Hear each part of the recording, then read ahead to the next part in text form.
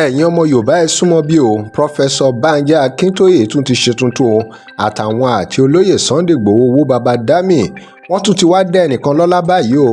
ẹ̀rí kò sẹ́ni tó dúró ti yorùbá nation tí ò ní jèrè àwọn aṣíwájú yorùbá nation bí olóyè Sunday Igboho ṣá àti pọfẹsọ Banji Akintoye pẹ̀lú gbogbo àwọn tó gbárùkù tì wọ́n bó bá dúró tì wọ́n tẹ́ ẹ fọkàn sí tá a gbárùkù tì wọ́n ó di dandan káwa náà ká jèrè yorùbá nation ṣe é rántí pé olóyè Sunday Igboho láìpẹ́ yìí fún bàbá ládò ní ọkọ̀ bọ̀gìnì kan tí gbogbo inú ẹ̀ tutù yínyínyín nítorí loyalty ẹ̀. He was rewarded for standing firm and has been a loyalist to the struggle of the yorùbá nation actualization. arákùnrin kan tí wọ́n pè ní Olúwatósìn náà ni wọ́n dá lọ́lá báyìí tí gbogbo èèyàn mọ̀ sí Massb TV tó mú idea mass burial fún gbogbo àwọn olórí burúkú bẹ́ẹ̀ ni olórí burúkú àwọn olórí tí ò dáa bẹ́ẹ̀ ni àwọn evil leaders tí ó mú idea mass burial wá fún gbogbo wọn náà ni wọ́n ti fún ní award of excellence abẹ́rẹ́ báyìí arákùnrin Massb TV wọn náà lè máa rí inú fọ́nrán tí máa mú wá fún yín ó congratulate ara rẹ̀ lórí page ẹ̀ bó ṣe gba award of excellence látọ̀dọ̀ olóyè Sunday Igboho àti professor Banji Akintoye.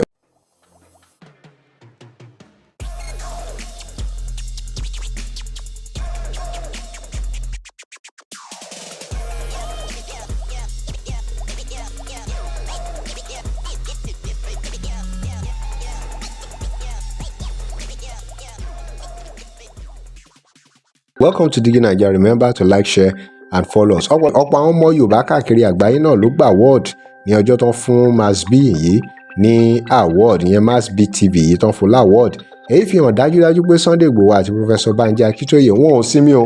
lórí gbogbo ọ̀rọ̀ Yorùbá nation struggle yìí wọn ò sinmi rárá a sì ní láti gbé sàdánkátà fún wọn. Professor Akintoye wọ́n ti ṣiṣẹ́ lórí ọ̀rọ̀ Yorùbá nation wọn ò sì pẹ̀yìndà rárá ọ̀pọ̀lọpọ̀ gan ló ti insult wọn tí wọ́n ti bú wọn lọ́tún lósì pé bàbá yìí kí ló ń ṣe yìí ṣé ẹ̀yin kàn fẹ́ máa ṣe báyẹn ni ọ̀pọ̀lọpọ̀ èèyàn ló ti bú wọn lọ́tún lósì bàbá àmọ́ bàbá yìí ò wẹ̀yìn wo wọn ni ibi táwọn ń lọ yẹn gan làwọn máa fojú sí. bàbá Akintoye pàápàá tún dúró takuntakun wọ́n tún jẹ́ èèyàn tó dúró takuntakun lórí ọ̀rọ̀ Sunday Igboho pé tí gbogbo èèyàn bá padà àwọn ò máa ní padà